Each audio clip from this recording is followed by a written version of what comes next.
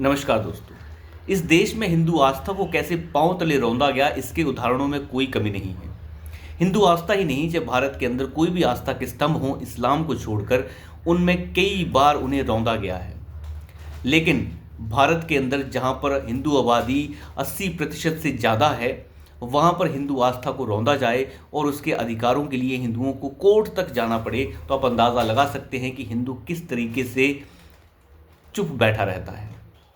आप अंदाज़ा लगाइए कि किस तरीके से उदाहरण पेश किए गए हैं पूरे देश में।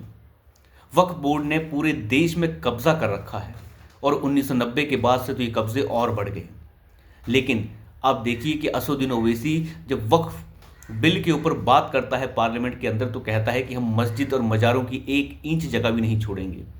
इनकी मजाल तो देखिए कि इनकी कितनी बड़ी हिमाकत है कि वो कहते हैं हम 1 इंच नहीं छोड़ेंगे।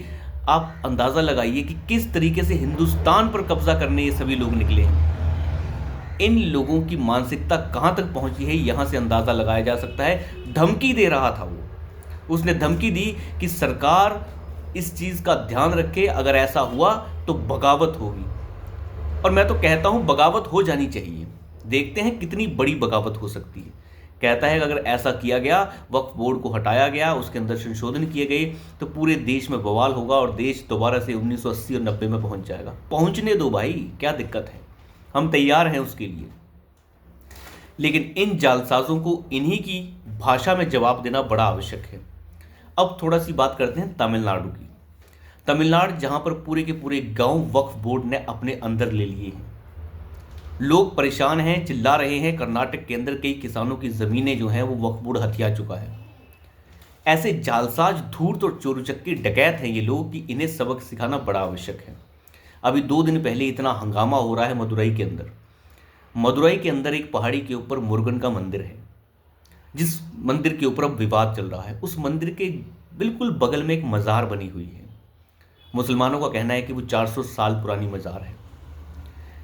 मुरुगन का मंदिर आपको पता ही होगा। मुरुगन का मंदिर दक्षिण भारत में कार्तिकेय भगवान को कहा जाता है। कार्तिकेय भगवान जो गणेश जी के भाई हैं। लेकिन मुरुगन की जो आस्था दक्षिण भारत में है, वो उत्तर भारत में नहीं है। और मुरुगन के मंदिर के बगल में एक मज़ार बन जाए और मुसलमान वहाँ पर ये कहे कि सारी की सारी वक्फ की प्रॉपर्टी है। और वहाँ पर बहुत सारी दूसरी गुफाएं भी हैं जो जैन संप्रदाय से जुड़ी हुई हैं। उन सभी गुफाओं को हरे रंग से रंग दिया है इस्लामी गुंडों ने। और दावा किया जा रहा है कि ये सारी की सारी प्रॉपर्टी, ये सारी की सारी पहाड़ी जो है वक्फ बोर्ड की है।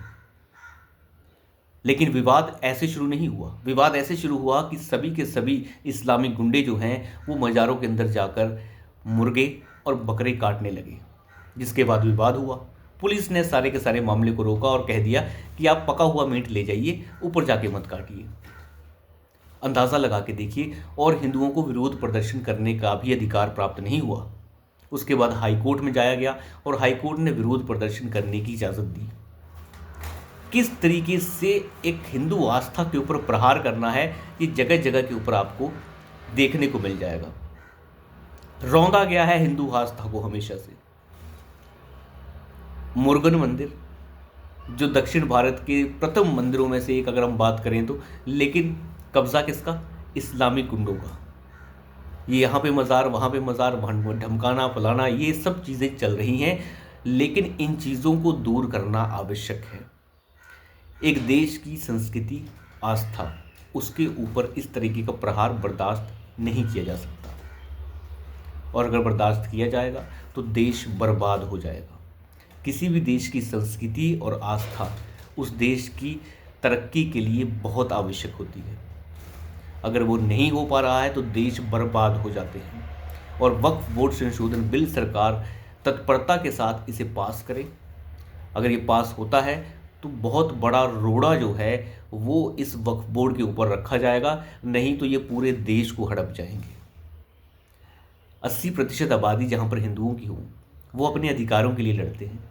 और अगर आप इसका थोड़ा सा उल्टा कर लें, अगर 80% आबादी यहाँ पे इस्लामिक लोगों की हो, तो ये देश, हिंदुस्तान रहेगा ही नहीं, ये ख़त्म हो जाएगा उसी समय।